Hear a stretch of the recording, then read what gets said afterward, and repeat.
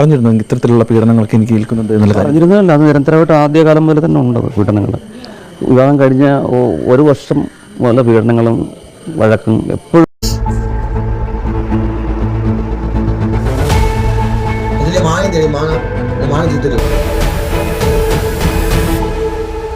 18 വയസ്സാവുന്നതിന് മുമ്പേ പെൺകുട്ടികളെ വിവാഹം കഴിച്ചയച്ച് സ്വന്തം തലേന്ന് ഭാരം എടുത്തൊഴിച്ചു വെക്കുന്ന ചില മാതാപിതാക്കൾക്ക് വേണ്ടി ഗൈസ് ഇന്നത്തെ വീഡിയോ ഞാൻ ഡെഡിക്കേറ്റ് ചെയ്യുന്നു. ഹലോ, നമസ്കാരം, ഏവർക്കും ഒരു പുതിയ വീഡിയോയിലേക്ക് വീണ്ടും സ്വാഗതം. കുറച്ച് നാൾ മുമ്പ് ഞാൻ വീഡിയോ സ്ഥിരമായിട്ട് ചെയ്യുന്നുണ്ടായിരുന്നു. അന്നേരം ആ ഒരു ചാനലിന് ചെറിയൊരു പ്രശ്നം പറ്റി. അന്നേരം ഞാൻ പുതിയൊരു ചാനലായിട്ട് ഗൈസ് വീണ്ടും എന്റെ യാത്ര തുടരുകയാണ്. അന്നേരം നിങ്ങൾക്ക് നിങ്ങളുടെ അഭിപ്രായം ഉറപ്പായിട്ടും, വിമർശനമായാലും എന്ത് തന്നെ, അനുകൂലിച്ചായാലും പ്രതികൂലിച്ചായാലും എന്ത് തന്നെ ആയാലും നിങ്ങൾക്ക് നിങ്ങളുടെ അഭിപ്രായങ്ങൾ കമന്റായി രേഖപ്പെടുത്തുക എന്ന് ആദ്യമേ സംസാരിച്ചുകൊണ്ട് തന്നെ ഞാൻ ഇന്നത്തെ എന്റെ വിഷയത്തിലേക്ക് കിടക്കുകയാണ് ഗൈസ്. സമൂഹ മാധ്യമത്തിൽ ഏറ്റവും കൂടുതൽ ചർച്ചയായിക്കൊണ്ടിരിക്കുന്ന വിഷയം എന്ന് പറയുന്നത് നമ്മുടെ അതുല്യയുടെ ഒരു കേസ്. നമുക്ക് ഈ വിസ്മയ, ഉത്ര എന്ന് പറയുന്ന പെൺകുട്ടികളെ കുറിച്ചൊക്കെയുള്ള കേസുകൾ എന്നൊക്കെ പറഞ്ഞാൽ പെട്ടെന്ന് നമ്മുടെ മനസ്സിലേക്ക് ഓടിയെത്തുന്നത്. അത് കഴിഞ്ഞ് ഒരുപാട് വിഷയമുണ്ട്. ഞാൻ എന്റെ മുൻ ചാനലിൽ തന്നെ ചെയ്തിട്ടുണ്ടായിരുന്നു. അമ്മായിയമ്മയും മരുമോനോട് ഒരു പഞ്ചസാര വെള്ളം കുടിപ്പിച്ചൊരു പെൺകൊച്ചിനെ പട്ടിണിക്കിട്ട് കൊന്ന കാര്യം, സ്ത്രീധനത്തിന് വേണ്ടിയിട്ട്. ഈ 18 വയസ്സാവും അതുല്യയുടെ കേസിലേക്ക് നമ്മൾ സംസാരിക്കുന്നത്. 18 വയസ്സാവുന്നതിന് മുമ്പേ പെൺകുട്ടികളെ വിവാഹം കഴിച്ചയച്ച് സ്വന്തം തലേന്ന് ഭാരം എടുത്തൊഴിച്ചു വെക്കുന്ന ചില മാതാപിതാക്കൾക്ക് വേണ്ടി ഗൈസ് ഇന്നത്തെ വീഡിയോ ഞാൻ ഡെഡിക്കേറ്റ് ചെയ്യുന്നു. അന്നത്തെ ആ വീഡിയോ ഞാൻ അതിന് വേണ്ടിയിട്ടാണ് ഗൈസ് ചെയ്യുന്നത്. അതുല്യയുടെ വിഷയത്തിൽ ഞാൻ പ്രത്യേകമായിട്ട് അത് പറയുന്നു. 18 വയസ്സാവുന്നത് ഏതോ ബുദ്ധിയില്ല, അങ്ങനെ എന്തോ മണ്ടന്മാര് പണ്ടേതോ പറഞ്ഞു വെച്ച ചില കാര്യങ്ങൾ. 18 വയസ്സാകുമ്പോഴേ പെൺകുട്ടികൾ പ്രായപൂർത്തിയാകുന്നു, എല്ലാം തികയുന്നു എന്ന് അത് വിശ്വസിച്ച് ഇന്നും ചെയ്യുന്ന ചില മാതാപിതാക്കളുണ്ട് ഗൈസ്. അവർക്ക് വേണ്ടിയിട്ട് അവര് പിന്നീട് വന്ന് വിലപിക്കുന്ന ഈ വിലാപം ഒരു രീതിയിലും നമ്മളതിനെ വിലയിലെടുക്കരുതെന്ന് തന്നെയാണ് ഗൈസ് എന്റെ അഭിപ്രായം എന്ന് പറയുന്നത്. കാരണം സ്വന്തം അവൻ കാണിക്കുന്ന ചില സൈക്കോ കാര്യങ്ങൾ ഗൈസ് ഞാൻ ഈ വീഡിയോയുടെ സൈഡിൽ വെക്കാം. നിങ്ങൾ എല്ലാവരും ഇതിനു കണ്ടിട്ടുണ്ടായിരിക്കും, ഇതിനകം കണ്ടിട്ടുണ്ടായിരിക്കും. എന്ന് വെച്ച് കഴിഞ്ഞാല് എന്തുവാ കാണിച്ചു കൂട്ടുന്നത്? കത്തി എടുത്തൊക്കെ ചെയ്ത് ആ പെൺകൊച്ചിന്റെ അടുത്ത് കാണിക്കുന്ന ഈ കാര്യങ്ങൾ പോലും വീട്ടുകാരുടെ അടുത്ത് അയച്ചു കൊടുത്തിട്ട് ഈ പെൺകുട്ടിക്ക് വേണ്ടിയായിട്ട് വീട്ടുകാർ എന്താണ് ഒന്നും സംസാരിക്കാതെ ഇപ്പൊ വന്നിട്ട് വിലാപിക്കുകയാണ്.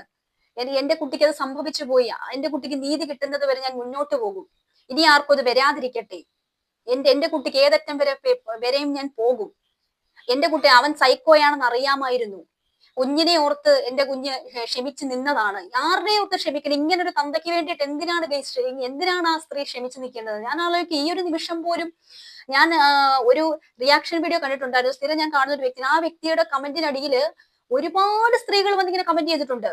ആ ഒരു അതുല്യ എന്ന് പറഞ്ഞ കുട്ടിയുടെ കൂടെ പഠിച്ച ഒരു കുട്ടി വന്നിട്ട് ഈ ഒരു വൃത്തികെട്ടവനെ കുറിച്ച് പറഞ്ഞ കുറച്ച് കാര്യങ്ങളൊന്ന് നിങ്ങൾ ആ വീഡിയോ കാണണം. ആ ലൈഫ് ഓഫ് അനന്തു എന്ന് പറഞ്ഞൊരു യൂട്യൂബ് ചാനലാണ്. അതിനകത്ത് ആ പെൺകുട്ടിയെ വളരെയധികം അറിയാവുന്ന ഒരു സ്ത്രീ വന്ന് കമന്റ് ചെയ്തിട്ടുണ്ട്. ആ കമന്റ് ഞാനൊന്ന് വായിക്കാം. അനന്തു അതുല്യ എന്റെ ഫ്രണ്ടാണ്, ഡിഗ്രിക്ക് ഞങ്ങൾ ഒന്നിച്ചാണ് പഠിച്ചത്, ഫസ്റ്റ് ഇയർ പഠിക്കുമ്പോഴായിരുന്നു ഇവരുടെ കല്യാണം. അപ്പോൾ ഇവൾക്ക് 18 വയസ്സ് മാത്രമായിരുന്നു പ്രായം. ഞങ്ങളുടെ കൂട്ടത്തിൽ ആദ്യം കല്യാണം കഴിഞ്ഞത് ഇവളുടെ ആയിരുന്നു. കല്യാണം കഴിഞ്ഞിട്ട് അവൾ ക്ലാസ്സിൽ വന്നിരുന്നു. ആദ്യമൊക്കെ ഭയങ്കര ഹാപ്പി ആയിരുന്നു. പിന്നെ അവൾ സൈലന്റ് ആയി തുടങ്ങി. ഞങ്ങൾ ആദ്യം ഒക്കെ ചോദിക്കുമ്പോൾ ഒന്നും പറയില്ലായിരുന്നു, പിന്നെ ചോദിക്കുമ്പോൾ ഭയങ്കര കരച്ചിലായിരിക്കും. അങ്ങനെ പുതിയ കാര്യങ്ങളെല്ലാം അവൾ പറഞ്ഞു തുടങ്ങി. അവൻ ശരിക്കും സെക്സ് അഡിക്റ്റ് ആയിരുന്നു, അത് ചെയ്യുന്നത് വളരെ വേദനിപ്പിച്ചുകൊണ്ടാണെന്നൊക്കെ പറയുന്നു. ഇങ്ങനെയുള്ള ഒരുപാട് സംഭവം ഉണ്ടായി ഇതിനിടെ. പക്ഷേ അപ്പോഴേക്ക് അവളുടെ കാല് പിടിച്ചു കിടന്ന് കരയും, അവളെയും മനസ്സരിയും. അവൾ വീണ്ടും അവന്റെ കൂടെ പോകും. കുറച്ചു നാളത്തേക്ക് അവളോട് വലിയ സ്നേഹം, കുറച്ച് നാളത്തേക്ക് അവളോട് വലിയ സ്നേഹം കാണിക്കും, പിന്നെയും പഴയതുപോലെയാകും. അത് തന്നെയാണ് സ്ഥിരം നടക്കുന്നത്. ഇവളുടെ അടിവയറ്റ് ചവിട്ടിയിട്ട് ബ്ലീഡിംഗ് ആയി ഹോസ്പിറ്റലിൽ പോയി. കുറച്ചു വർഷം മുമ്പ് ഇത് സ്ഥിരം തുടരുന്നുണ്ടായിരുന്നു. കുറച്ച് വർഷം മുമ്പുള്ള കാര്യമാണ്, ഇപ്പോഴും തുടരുന്നുണ്ട്. പാവം, അവൾ ഒരുപാട് അനുഭവിച്ചു. ഇപ്പോൾ അത് സത്യമാണെന്ന് വിശ്വസിക്കാൻ പറ്റുന്നില്ല. ഇനി അവൾ ഇല്ലെന്ന് പറയുന്നു. അവൾ ഇനി ഇല്ലെന്ന് വിശ്വസിക്കാൻ പറ്റുന്നില്ല. സത്യം പറഞ്ഞാൽ നമ്മൾ ആലോചിക്കേണ്ട ഒരു കാര്യമുണ്ട് ഗൈസ്. ഈ 18 വയസ്സാകുമ്പോഴേ ഒരു പെൺകുട്ടിയെ പറഞ്ഞയച്ചു വിടുമ്പം എല്ലാ ഭാരവും ഞങ്ങളുടെ തലയിൽ നിന്ന് ഒഴിഞ്ഞേന്ന് വെക്കുന്ന മാതാപിതാക്കളെ ഒന്ന് മനസ്സ് ചിന്തിച്ചു കഴിഞ്ഞാൽ നമുക്ക് അറിയാൻ പറ്റും, പൂർണ്ണമായിട്ട് ഒരു കാര്യത്തിൽ നമുക്കൊരു ഗ്യാരണ്ടി പറയാൻ പറ്റുമോ? വിവാഹബന്ധമാണെന്ന് പറഞ്ഞാലും മനുഷ്യന്റെ കാര്യത്തിലാന്ന് പറഞ്ഞാലും എന്ത് കാര്യത്തിലാന്ന് പറഞ്ഞാൽ നമുക്ക് ഒന്നിനും ഒരു ഗ്യാരണ്ടി പറയാം. ഈ 18 വയസ്സാകുമ്പോഴേ കുട്ടിയെ പറഞ്ഞു വിടുമ്പോഴേ ഇനി എല്ലാം അവൾ സുരക്ഷിതമാണ്, ഇനി എല്ലാ രീതിയിലും കിലോ കണക്കിന് സ്വർണവും ഭൂമിയും പണവും ജോലി ഉണ്ടായിട്ട് പോലും വാരിക്കൊടുക്കുന്നത് പോലും അതിനകത്ത് വരെ എന്ത് ഗ്യാരണ്ടിയാണ് പറയാൻ പറ്റുന്നത് മനസ്സിലാവുന്നില്ല. ഈ പെൺകുട്ടികൾക്ക് ഉണ്ടാകുന്ന ഈ ഒരു മനോവിഷമത്താൽ ഉണ്ടാകുന്ന ഈ ഒരു ജീവിതം അവസാനിപ്പിക്കേണ്ട ഒരു സാഹചര്യത്തിൽ 185% അവരുടെ വീട്ടുകാരുടെ കാര്യത്തിലാണ്. ഒന്നാമത്തെ കാര്യം, പ്രായപൂർത്തിയാവുന്നതിന് മുമ്പേ കെട്ടിച്ചു വിട്ട് ഭാരം ഒഴിക്കുന്ന ഒരു അവസ്ഥ. അവർക്ക് എന്തെങ്കിലും അവിടെ ഒരു മനോവിഷമം ഉണ്ടായാൽ നീ അത് സഹിക്കുക, നിന്റെ മക്കൾക്ക് വേണ്ടി സഹിക്കുക, പെട്ടുപോയില്ലേ, ഇനി എന്ത് അല്ലെങ്കിൽ ആൾക്കാർ എന്ത് വിചാരിക്കും. ഇന്നലെ ഞാൻ ഈ വാർത്ത കേട്ടപ്പോൾ തന്നെ അവരുടെ അമ്മ അതുല്യ എന്ന് പറഞ്ഞ കുട്ടിയുടെ അമ്മ പറയുന്ന കുറച്ച് കാര്യങ്ങൾ കേട്ടിട്ടുണ്ടായിരുന്നു. നമ്മൾ നാണം കെട്ടു പോവില്ലേ, എന്താണ് നമുക്കിതങ്ങ് ശീലമുണ്ടോ, കോടതി കയറി ശീലമുണ്ടോ. അങ്ങനെയാണ് 100% ആൾക്കാർ ഇങ്ങനെ തന്നെ പറയും. കാരണം ഇനി ഞങ്ങളുടെ കാര്യമെല്ലാം ഒഴിഞ്ഞല്ലോ, ഇനി നീ നിന്റെ കാര്യം നോക്കൂ, ഇതൊക്കെ വരുന്നതല്ലേ, ഇതൊക്കെ സഹിക്കണ്ടേ. സ്ഥിരം ഒരു 95% പെൺകുട്ടികളുടെ അമ്മമാരും പറയും. പക്ഷെ ഇവരൊക്കെ ഒന്ന് ചിന്തിച്ചോളൂ, ഈ അമ്മമാരുടെ അല്ലെങ്കിൽ അച്ഛന്മാരെ പോട്ടെ, അല്ലെങ്കിൽ നമുക്കൊന്ന് നോക്കാം, എന്തിനാണ് സത്യം പറഞ്ഞ ഈ കുട്ടിയുടെ അമ്മ പറയുന്നുണ്ടായിരുന്നു, എന്താണ് കുട്ടിക്ക് വേണ്ടി സഹിച്ചു കിടന്നുകൂടായിരുന്നു എന്ന്, കുട്ടിക്ക് വേണ്ടി ഞങ്ങൾ സഹിക്കാൻ പറഞ്ഞിരുന്നെന്ന്. അപ്പൊ അതുല്യയുടെ കുട്ടിക്ക് വേണ്ടി ഒരു അച്ഛനെ നഷ്ടപ്പെടുമല്ലോ ഇട്ടിട്ട് പോരുന്നാല്. ഇങ്ങനെയുള്ള സൈക്കോ പോലുള്ള ഇവന്റെ ആ ഒരു ക്രൂരമായ ആ ഒരു കാലം അത്രയും സഹിച്ച ആ കൊച്ചവിടെ കിടന്നിട്ട് എന്തിനു വേണ്ടി, അവരുടെ കൊച്ചിന് വേണ്ടി ഇങ്ങനെ ഒരു തന്ത എന്തിനാണ്. ആ കുട്ടി വളരെ പേടിച്ചാണ് ജീവിച്ചിരുന്നത്. ഇങ്ങനെ എത്ര പേര് ജീവിക്കുന്നത്. ഈ 101% സ്വന്തം ഈ സ്ത്രീകളുടെ അമ്മമാരുടെ അല്ലെങ്കിൽ അച്ഛന്മാരുടെ അവരുടെ വീട്ടുകാരുടെ ഭാഗത്ത് തന്നെയാന്ന് പറയും. എല്ലാ രീതിയിലും ഭാരം ഒഴിഞ്ഞിട്ട് ഞങ്ങൾക്കൊന്നും നോക്കാനില്ല എന്ന് പറഞ്ഞിട്ട് പറഞ്ഞു വിടുന്ന ചില മനോഭാവം. എന്ന് ഇതിനറുതി വരും. പെൺകുട്ടികൾ വിവാഹം എന്നൊരു കാര്യമേ സ്റ്റോപ്പ് ചെയ്യേണ്ട ഒരു കാലം വന്നേക്കുന്നു. ഈ ഒരു ഇത്രത്തെ നിത്യസംഭവമായി തീരുന്നു. അത് ആലോചിച്ചു പോകുന്നതായാലും പ്രണയിച്ചു പോകുന്നതായാലും എല്ലാം. ഇതിൽ മനസ്സിലാക്കേണ്ട കാര്യം എന്ന് വെച്ചാൽ ഏറ്റവും കൂടുതൽ പിന്നെ നമ്മൾ ചിന്തിക്കുക, അവർക്ക് പറയാമായിരുന്നില്ലേ, അവർക്ക് സമൂഹത്തിന് മുമ്പിൽ പറയാമായിരുന്നില്ലേ, ഇറങ്ങി വരാമായിരുന്നില്ലേ. അതായത് നീ അവിടെ സഹിച്ചു കിടന്നു, നിന്റെ മോക്ക് വേണ്ടി സഹിച്ചു കിടന്നു എന്ന് പറഞ്ഞ മാതാവ് പിന്നെ എല്ലാം നഷ്ടപ്പെട്ട് കഴിയുമ്പോൾ പറയും, എന്റെ കുഞ്ഞിന് നീതിക്ക് വേണ്ടി ഞാൻ പോയി, ഇനി ആർക്കും ഇത് വരാതിരിക്കട്ടെ, അവർക്ക് ഇറങ്ങി വരാമായിരുന്നു. ഒരിക്കലുമില്ല. 99% ആൾക്കാരും പറഞ്ഞ എന്താണ്, നീ സഹിച്ചവിടെ കിടന്നു, നിന്റെ ജീവിതമില്ല, ജീവിതമായ ഇങ്ങനെയൊക്കെയാണ് മോളെ.